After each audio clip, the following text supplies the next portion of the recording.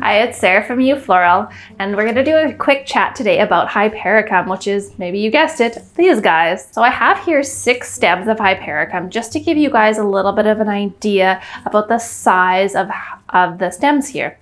So if you look here, one stem has a whole bunch of these super cute little berries and a bunch of leaves that are not the most attractive, so you obviously would pull those off.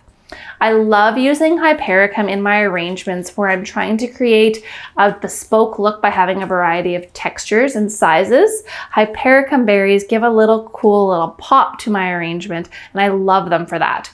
They're also really great in boutonnieres because of their smaller size. I would probably stay away from these in things like an arch, because when people are looking at your arch, they're so far away that just the small berries will really get lost within the arrangement.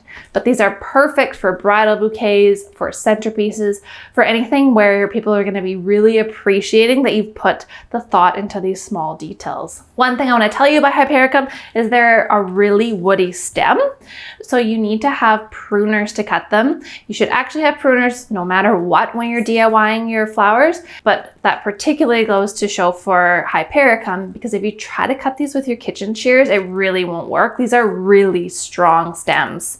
Because it's a woody flower, these are super long lasting, so they're awesome in boutonnieres because they don't tend to wilt. I mean, there's nothing for them to wilt, and they're just a great flower. So I would definitely suggest adding these into your DIY cart. So hopefully you enjoyed learning about Hypericum today, and thanks for watching.